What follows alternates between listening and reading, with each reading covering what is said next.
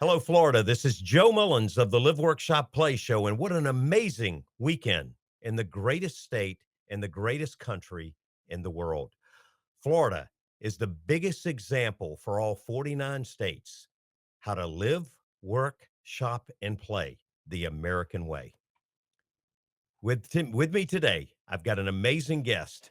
I have got Florida's Lieutenant Governor Collins. Welcome to the show. Joe, thank you for having me on, man. So excited to be here and looking forward to chatting with you a little bit today. Well, it's an honor, and I have heard the buzz all over the state. How exciting. I've heard great things about our former lieutenant governor, but everyone is saying now that we have got a lieutenant governor that is really grounds, feet on the ground, going at it 100 miles an hour.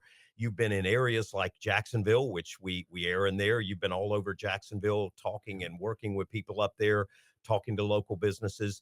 You've been all through Daytona, Flagler, which we air in that area, St. John's, Orlando, you guys have had some battles in, but I predict very soon Orlando's going to flip and be a red county, just like did. People said Miami never would flip. Miami is now a red county, is it I not? know it's amazing. This has been a constant evolution of our state, right? When Ron DeSantis was elected, we were blue, going back and forth, blue, purple, Yeah. blue, purple. It was the ultimate toss-up state. We have a 1.4 million voter advantage. Why is that? Because we pushed good policy. We've said what we mean what we say, and we've gotten things done and followed up with actions. It's about deeds, not words. Governor DeSantis is the GOAT, in my opinion, an amazing governor, an amazing leader.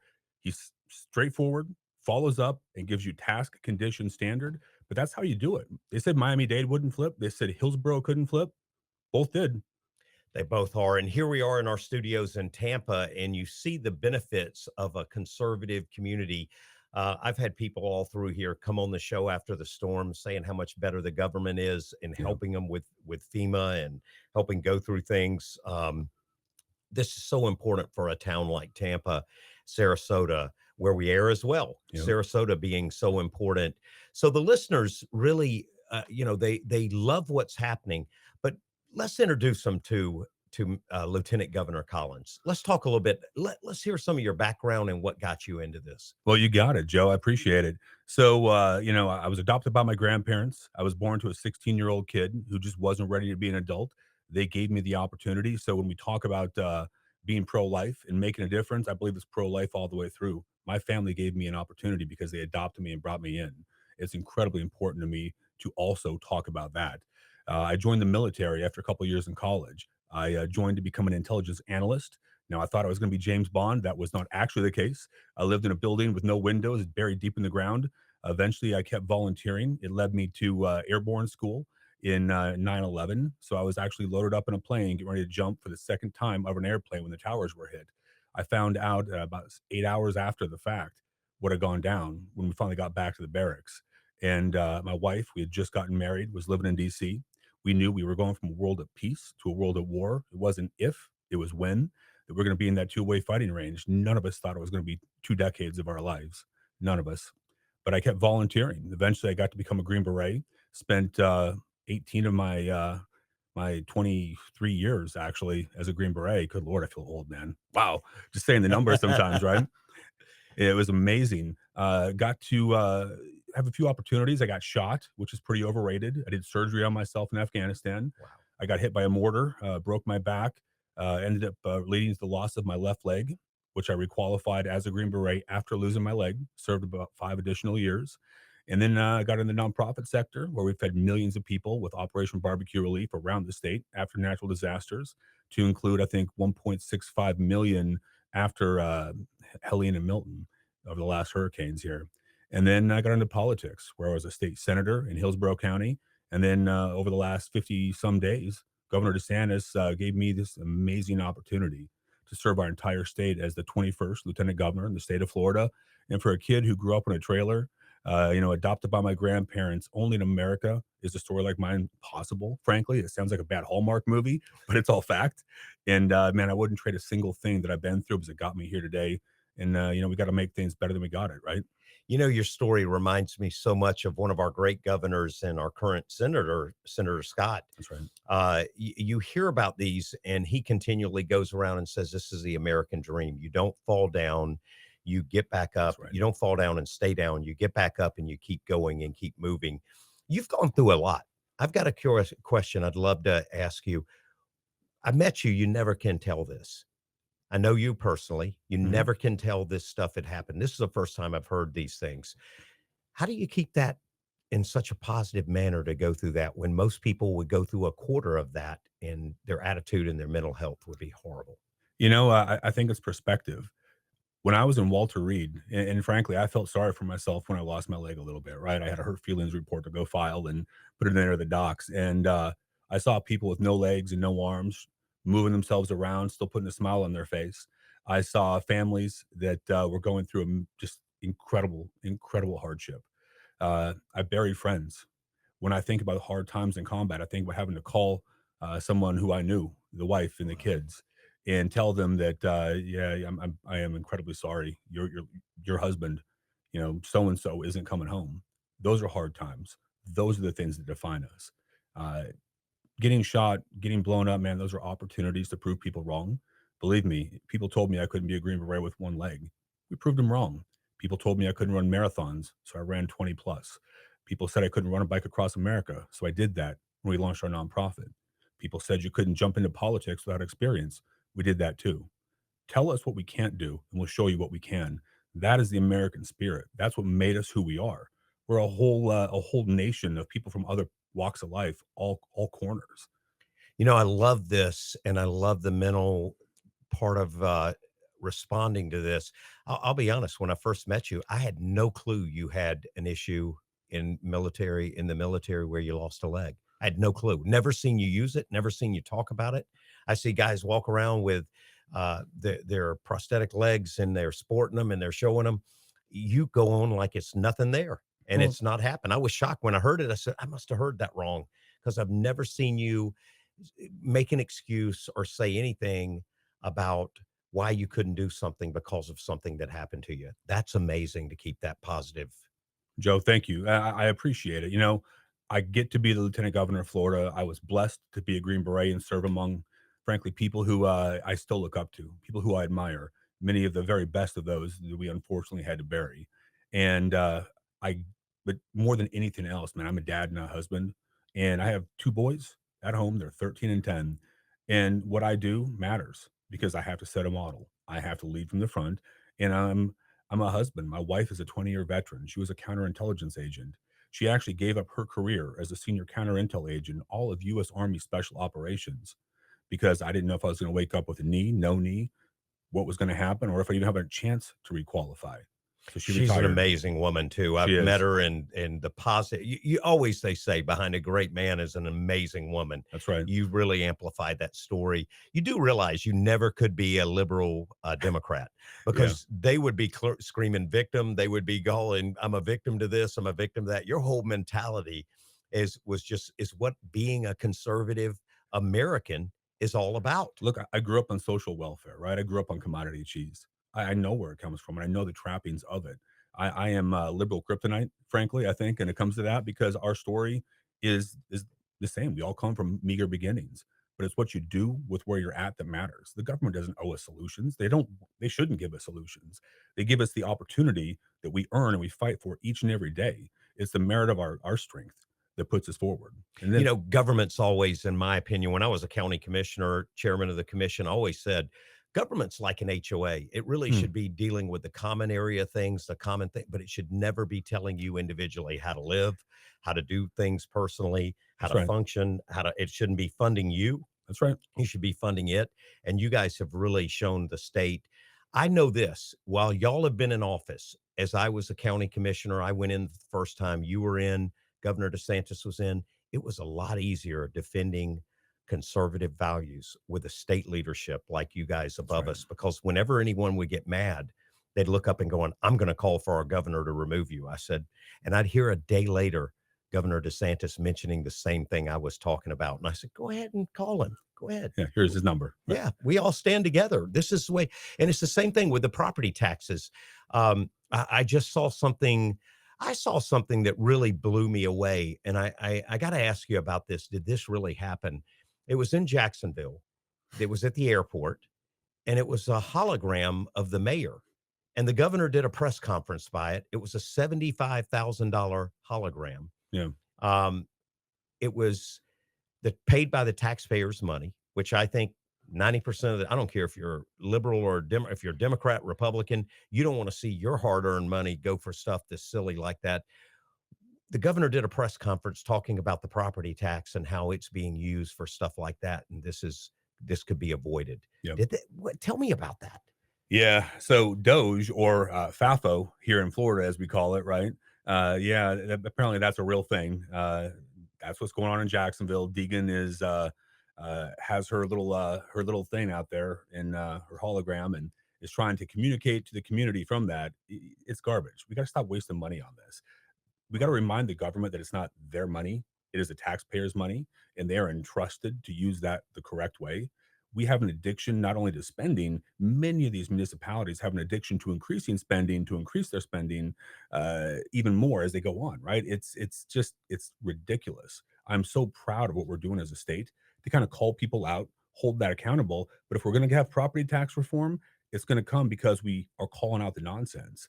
It's the American dream to own your home. And as Governor DeSantis has said repeatedly, if you don't actually own your home if the government can take it at any time, if you're paying rent to the government via property tax. Right. To cover homesteaded properties that way, that's absolutely something we're fighting for each and every day. And I think we can get there. When you see a hologram like that, it's almost something like you'd see on Total Recall or Mm, some kind where there's a dictator running the country and they're all corrupt and they're doing stuff. Let's face it, that mayor didn't do that for public safety. that's She right. didn't do it to communicate. She did it to promote her name for Yeah, the it's a higher vanity seat that project. That's she's going right. to run for. Let's talk about some of the areas that we specifically air in. So you got the Flagler area, you got the St. John's, you got the Daytona, big coastline issues. You guys have been very proactive in the last 4 to 8 years in Hmm. helping where local counties can't handle it anymore. You guys go, look, you got to start being friendly to tourism. Tourism is so important. You got to have businesses here.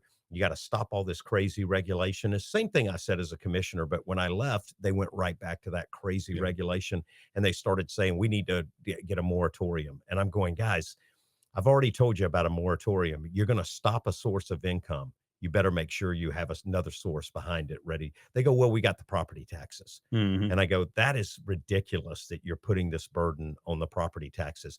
Infrastructure is such an important thing. You Sure is. guys have really focused on a state level with that. Tell me a little more. So the greatest enabler for forward growth is going to be our ability to get where we're going, where we need to be, right? Infrastructure is something we have to continue to invest in. Let's think back to Hurricane Ian. We were told it was going to be weeks, months, maybe even up to a year to get the bridge over to Sanibel put in place. It was 3 days. 3 days. And the governor had that in place so we could solve it, get people over there, and start getting people to where they needed to be. We've got to stop doing things the way the pundits tell us. We've got to stop believing what folks are telling us because they aren't really doing the math. And that's what I love about Governor DeSantis. He is willing to look at the broad swath of what's going on and say, yeah, I don't think that's right. Show me. And more often than not, you're finding out, all right, yeah, there's actual time savings. If we do it this way versus that way, we can cut through here and get more done. That's what he's done with infrastructure. That's what he's done with transportation out on the I-4 corridor. I mean, my goodness, I'm going over to Orlando and that area next. He has been a godsend in that space. But to your point, tourism, why are people coming here? One, we're free, right? We do things the right way. We have Right. good government, and our coastlines are And it's incredible. safe. It's so safe in Florida compared to All-time low, California. 50-year low right now. And why is that? Because we have accountability. If you do something wrong, you do a crime, you're going to do the time. You're going to be found guilty, and that's how this goes. All of those things matter. But again, we have to fight for those pieces. The wrong leader coming after Governor DeSantis will change everything about this state. You have to be on the ground. You said something earlier about Rick Scott, and I wanted to come back to it just a little bit as well. Rick's a good friend. He has done amazing things, and he and I have talked a lot in the past. But I love the fact that he talks about the American dream. The left will tell you, oh, it can't be done. It's too hard. It's too far.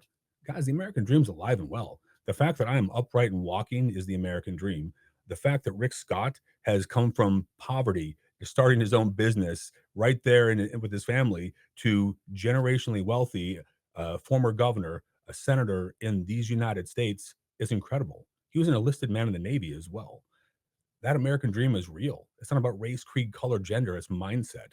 It's getting in there and getting things done. That is the key to what we do here in the state of Florida. Well, Senator Scott and Trump remind me of each other as far as they're at a level of wealth where people say, "Oh, they ran for those offices because they wanna help feed themselves with more wealth." They're at a level of wealth where it doesn't mean anything Right. making money anymore to them. They are That's right. now set. And I look up and I go, I've said many times to Senator Scott, "Why do you do it? Why do you do this? I mean, you don't have to." Why when they attack him and say stuff, and he looked at me and he said, "Joe, because I love our country, and I know if we don't fight, Yeah. people like you, people like me, we don't fight, people like you That's right. as well, Lieutenant Governor, if we don't stand up and fight, we're going to lose our country." I can't imagine this state had that governor had Ron DeSantis not won the first term, and we would have gotten Gillum, Mm, who we found a few months later down in a hotel in Miami on crack. that's right. This we would have not survived the marijuana ballot that came last year. It would have been devastating. We would have never gotten through COVID. Matter of fact, as a commissioner, I served on national committees. I ended up going to a meeting in Denver, and a guy from Hawaii was there, a commissioner, and he turned around and looked and said, "We need money. We're out of money." And I said, "What do you mean you guys are out of money? You're a tourism Right. capital of the world." And he goes, "Well, we just closed down." And I said, "Well, we didn't in Florida. We still have our income, and we're not going to give you our income. I'm here to bring it back to our state." And he looked at me and he said, "Yeah, but y'all are climbing over dead bodies and we're not." And I said, "Listen, I don't know about anybody else. I can tell you on myself, I've not stepped over a body in Florida ever." And I said, "The media is so absurd how they do this. Have we thought about how to hold the media accountable in the state of Florida? And these bloggers, they're not real media. It's become such a mess. How do we do that? How do we deal with that?" Yeah, that's an ongoing problem, isn't it? And you think back to COVID. I do want to address that before we go too far into that second piece. We were that close. Could you Yeah, imagine if we had Governor Gillum? Oh my goodness gracious. Governor we'd still DeSantis, be oh closed. my God, right. I mean, the whole world would have shifted. Governor DeSantis stood alone. If you look at how much just the diatribe and the nastiness and the threats were coming after him because he was the only person. And then others started to stand beside him in Texas and other states. And then the government started listening a little bit in other states. And incredible. One man by himself shifted the tide of our nation.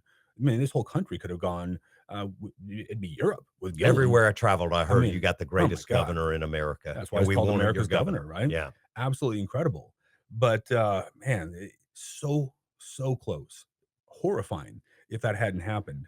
But, working with him and just going through this bit by bit, step by step, it's been amazing to see how consistent he is in terms of approach, but it's the follow through and calling people out, right? When they do something wrong. In the end, what we see online is zero consequences, right? Everyone's a bully, everyone's a tough guy, and there's zero consequences. If you get out there, they'll cancel you from the left.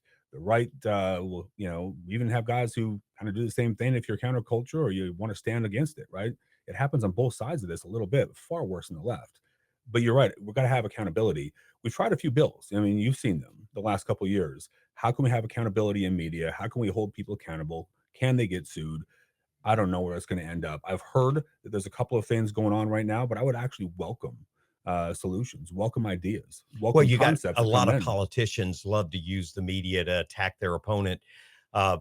It's their weapon, and the Democrats are really good at doing that. And Hmm. there's some Republicans that do it. And you sit there and you look up and you go, "Wait a minute! You don't want to believe the media when they're talking about you negatively, but when they're talking about somebody you don't like That's right. negatively."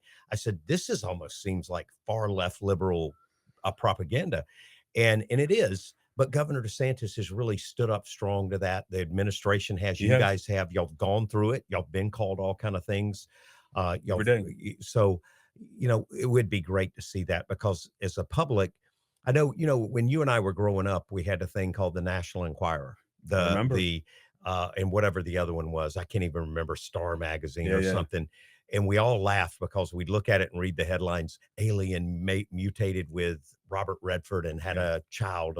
And I'd look up and go, "Oh my God, what a crazy thing." And they'd show this deformed thing. Our media is that today. Our Yeah. media is what we used to laugh at and make fun of Well, today. and the intervention of AI and how that shifts it and how Totally. fast things morph and change. I mean, you can spoof somebody's image, their voice quickly, Yeah. right from what we're doing here. And Lord knows what's going to happen. What's going to happen next? We've got to find a way to get this under control. But again, we've also got to balance constitutional freedoms and everything else. It's a tough one to chart, but no matter what, it's something that we want people to weigh in on.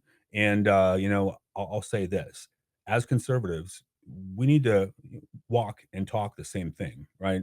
We need to remember who we are, what we stand for, and what our approach is. We are fighting for American ideas, ideals, and principles. They're not conservative. They're the very same ones that we grew up with that made America what it is. It's not that we're trying to take us back 1,000 years. We're trying to take us back to specifically where we're at our best, when America is at its best. The dream is real. The opportunity still exists. But we got to fight right now for all that matters before it is gone. Lieutenant Governor, let's move on a little more west and from the Daytona and the coastal area of Flagler County and St. John's, we've got Orlando. Hmm. Orlando is basically uh, has always been a very liberal area. We've Yeah, got Disney there that Governor DeSantis stood up to and put sure them did. back in their place. He quieted them down. They were wanting to be very boisterous until it affected their money. Then all of a sudden, the principles didn't matter. Yeah, It it's was their amazing. money. It's amazing, yeah. But Orlando, being traditionally a very liberal town, the latest news is the sidewalks that Mhm. were painted with the distraction and the dangerous murals and stuff on the sidewalk, the colors, and it really confused foreigners. Foreigners were coming over here and said they didn't Yeah. understand what that was. They study how to drive in America, and nobody taught them how to drive with the rainbow stuff everywhere or street signs changed. So you guys stood up strong, We did. something that you knew you were going to catch some flack back. You stood up strong and started cleaning the street corners up. Um, Tell me a little bit about that and the mindset behind that. Well, the mindset is simple. We're putting safety first, right? We learned that in the military. Every private in the army knows that safety comes first. You got to protect our citizens. And to your point, that was an issue. People were distracted by all of this. People were making it more than it is. And, you can't put anything in those crosswalks now. It's black and white. It's very clear. It's going to be what's out there, what's intended by the state. It's got to have the correct markings, one, to assist people who are visiting. That does matter, but it also keeps our people safe. But from a secondary standpoint, what's good for the goose is good for the gander. We're not letting anybody put stuff out there. We're not. But for people to disregard that from the left and continue to run out there and do the wrong thing and do this, say, hey, those rules are for other people. They're not Yeah, for me because yeah, I get to say what I want to say because I'm yeah, special. Man, America's done with that crap. We really are. yeah. Florida is done with that. It's enough of the nonsense. You know, if we remember that out of many one were some key words our founding fathers really believed in, man, we have so much more that we have in common than that which divides us if we just remember those things. Right, We're the American people. We should be right. proud of our heritage, proud of who we are, and proud of what we can do. But we got to stop being distracted by nonsense and to hold people accountable when they do this. I think absolutely we should. I'm incredibly proud of our stance on this because, again, it is safety first. It's taking the politics out of play and it's saying just drive, stop politicizing everything. Let's just be good to Florida and leave it better than we got it. Absolutely. And some of the same people that were upset about that were mocking and making fun of the death of Charlie Kirk. I sat there and thought to myself when I heard that, I said, can you imagine watching another conservative act that way or speak that way about that Polt's nightclub or something like that? None of us, we all were in shock. We all felt Yeah. bad. We all stood together as a nation. Same thing with the church in Charleston where they shot up the kid came in and shot up a bunch of the black church in Charleston. We all stood together with that. I can't imagine the attitude and actions of a conservative and way the liberals would reply if we acted like they did with Charlie Kirk. Man, completely unequivocally unacceptable, right? Gut wrenching. Could you imagine being Erica or her kids having to grow up with that video online and be able to go see what people said? This was a man who his last comments were about God and love, drawing people together for civil discourse, a conversation. Whether he agreed with you or he didn't, he had a conversation out in the open for everyone to be a part of. That's incredible. That's the very best of us. And have people say the things they said and mock his death and say heinous things, they should have been fired. It's an at will state. If your employers don't support that, then you know what? You're accountable. And it Absolutely. happened. And I fully, Absolutely. my heart breaks As we wind up here, we're at the top of the hour. We've got to wind up here. I'm going to have you back. We got I would so love many to do it, Joe. questions and things. We haven't even really begun to talk about Tampa, Hillsborough, Mm, County, Sarasota, so much there where the show airs and the people. yeah. And I think real quick, I'll let you say something about them, but we got about a minute and a half left. What do you have to say to the Tampa and Hillsborough and the Sarasota area? Well, we are blessed to live in the best county in this state. Now I get to see all of them, right? Traveling around here. But from where I live up in Odessa down to South Tampa, out to the East County with our strawberry fields and all of that, into South County. It's guys, we are so blessed to live where we do, right? It's incredible. Rich heritage, rich opportunity. We're a conservative county now. That's pretty incredible. But we got to keep fighting for those things that matter. We're a law and order state. We're number one in this, number one among all states for new business development. This is a hot place to be. Together, we've put Tampa Bay on the map for years and years and years to come. But you know what? We got to keep fighting. I have kids, they're 10 and 13, and that's what this is all about. Leaving it better than we got it and passing those things we love onto our kids. That's what we do in Hillsborough County. It's Military Bay, USA, and we're here to make that a thing, right? Now I got to ask you this as we wind down the show. I've got to ask you, how do we continue with Governor DeSantis's momentum? We need Yeah. you. Have you considered what are you going to do here? I Yeah, got to ask you Joe, that. that's a great question. So I'll tell you, I'm in the final stages of kind of making my decisions whether we're going to jump in or not. Blessed to be the lieutenant governor. My family is supportive. Our friends, our family group, the people around us who know us best are very supportive. Now it's making sure that my approach to leadership is, as you said, this boots on the ground, in your face, doing things as a lieutenant governor style is what I think is best for the state because it's not about me. Man, I'm tired of politicians making it about Yeah. themselves. It's about we the people. We got to keep Florida free and on the straight and narrow and pushing forward because when Florida leads, America wins. Well, I got to say this too. You are doing your job and running all over the state. And if you consider that, I don't see you backing off your job at all. Is there While a others chance? are, I don't even know what position they're in anymore. It's like they've abandoned their post and now they're just running for Congress. And I don't want to mention any names, Yep. but excuse me, not Congress. They're running for governor. So I might have given that away a little bit, but it's getting a little ridiculous there. And it's like I said to myself the other day, what is he? Has he gone to Congress anytime soon? He's still got that position. So that's a unique thing to see and see what's going on. Lieutenant Governor Collins, I really appreciate you coming by today. And I know our listeners have loved this. We'd Yeah. love to have you back on. I would love to be on. Thank you for having me. And remember, listeners, these guys are why we are the greatest state in the greatest country to live, work, shop, and play. We have got to continue to keep leaders like this in place, fighting for us. Just a few years ago, this state could have taken the worst turn we've ever seen in this country, and this country would have collapsed had we not had the great leadership from Governor DeSantis and the administration he picked and continues to pick and the Senate and the state house that we had in this state. We've got to keep them strong. Lieutenant Governor, thank you for joining us this Thank you, weekend. Joe. God bless. Have a great weekend.